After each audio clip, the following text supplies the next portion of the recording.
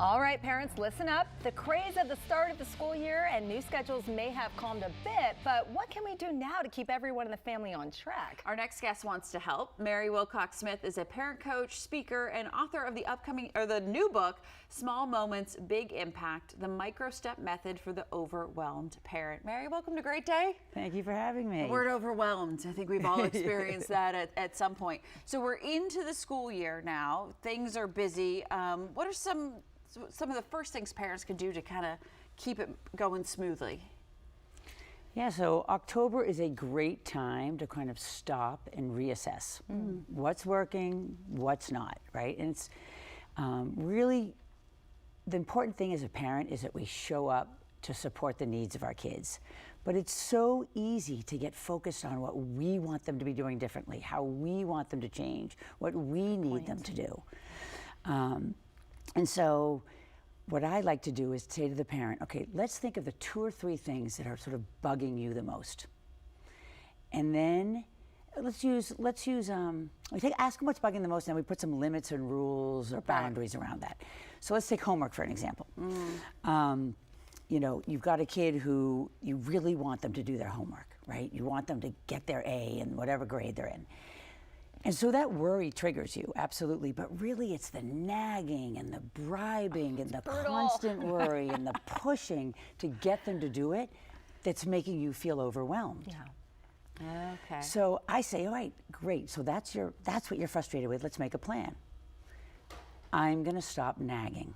So then you say, I'm gonna stop nagging, and the rule's gonna be when you do your homework, then you get your screen time, right? And the thing is, it is easier said than done, but if we can do that in a respectful way and stay in our lane and stick to our plan, 90% of the time, the kids will start doing their homework because they want to do well.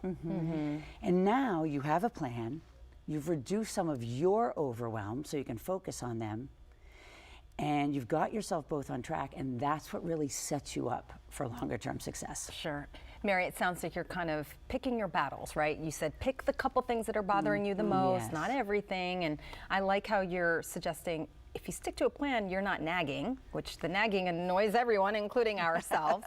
But what happens when the kids just don't want to? You know, so you're going, I'm not going to nag. If you do the homework, you get the screen time. But what if they're not doing the homework? They just, you know, the power struggle. Yeah. Oh, that happens to you? Just a little sometimes. Just sometimes. So first and foremost, completely normal.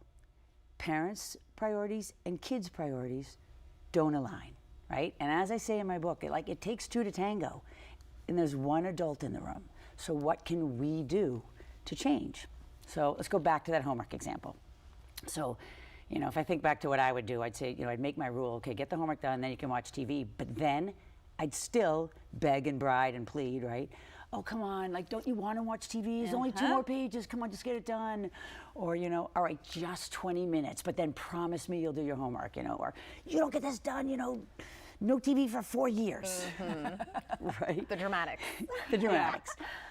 So instead, really the rubber hits the road when we can stay in our lane, when we can show up as the parent.